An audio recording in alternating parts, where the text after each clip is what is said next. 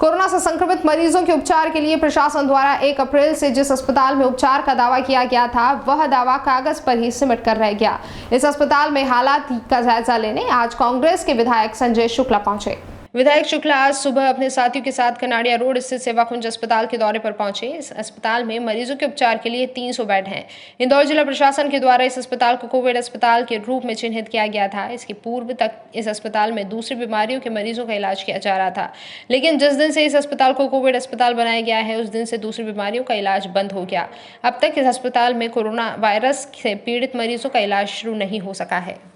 विधायक शुक्ला ने कहा कि इस अस्पताल में सारी सुविधा और व्यवस्था है, डॉक्टर है, नर्स है, सभी कुछ है, लेकिन यदि नहीं है तो केवल ऑक्सीजन की सप्लाई। इसके चलते इस अस्पताल में मरीजों का इलाज शुरू नहीं हो सका है। पिछले 1 सप्ताह के दौरान मध्य प्रदेश सरकार के 2 मंत्री तुलसीराम सिलावट और उषा ठाकुर इस अस्पताल का दौरा कर चुके हैं। दोनों ही मंत्रियों के द्वारा यह दावा किया गया कि अब बस अस्पताल में ऑक्सीजन की सप्लाई शुरू कर रहे हैं और यहाँ पर 300 बेड पर मरीजों का इलाज शुरू हो जाएगा। अब तक ना तो ऑक्सीजन की सप्लाई शुरू हो सकी है और ना ही मरीजों का इलाज शुरू हो सका है। विधायक शुक्ला ने इस अस्पताल पर पहुंचकर वहां अस्पताल के स्टाफ के साथ ही क्षेत्र में रहने वाले नागरिकों के साथ चर्चा की। अस्पताल में कोरोना से पीड़ितों के इलाज की व्यवस्था शुरू न होने के कारण आ रही परेशानी की जानकारी ली। सेवाकुंज अस्पताल ये लगातार सेवा करता आ रहा है। ये सबसे पहले इसके पहले जो नॉर्मल पेशेंट थे उनके लिए था, ये जो नॉर्मल डिलीवरी होती थी हमारे खनाड़िया गांव और इसके आसपास के जितने गांव के लोग यहाँ आ रहे थे, लगातार इनकी सेवा हो रही थी। परंतु आदरणीय कलेक्टर साहब, आदरणीय तुलसी सिलावट, हमारे प्रभारी मंत्री जी, आदरणीय उषा ठाकुर जी यहाँ लगातार दौरा करके गए और उनने जब से पेपर में घोषणा करी तो यहाँ नॉर्मल पेशेंट भी आना बंद हो गए। क्यों आना बंद हो गए? इसलिए कि उनको लगा ये कोविड अस्पताल है। परंतु इस अस्पताल के सभी संस्थाओं को बधाई देना चाहूँगा, L&T ग्रुप को बधाई देना चाहूँगा कि जिन्होंने आगे होकर ऑक्सीजन का तत्काल में इन्हें पूरा टैंक बनवाया और व्यवस्था कराई।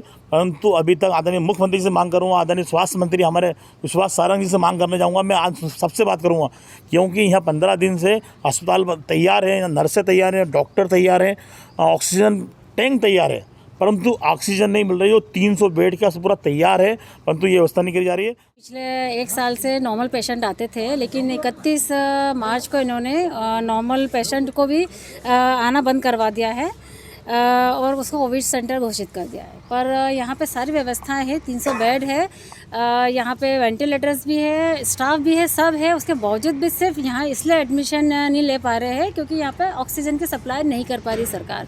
तो मैं सरकार से भी ये निवेदन करती हूँ कि इस भयावह स्थिति में, जबकि इंदौर के हर हॉस्पिटल में बेड नहीं मिल रहे हैं, 1 बेड पे लोग 3-3 अब मरीजों को रख रहे हैं कोविड सेंटर में, जब आपने इसको अलॉट किया है तो यहाँ पे ऑक्सीजन सप्लाई करें ताकि यहाँ पे भी लोगों को सेवा करने का, यहाँ के स्टाफ को इनको मौका मिले। 100 बेड रेडी हैं, HDU बेड, ICU सभी रेडी है, स्टाफ रेडी है, नर्सिंग स्टाफ, डॉक्टर्स, मैनेजमेंट सभी रेडी हैं। लेकिन हमारे यहाँ ऑक्सीजन जो प्लांट है वो रिफ़िल नहीं हुआ है।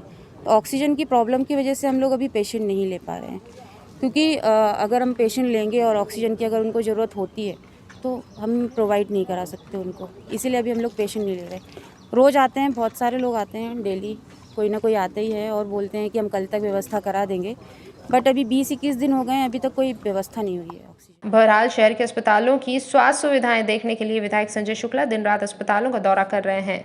ब्यूरो रिपोर्ट, खबर कुछ न्यूज़, इंदौर।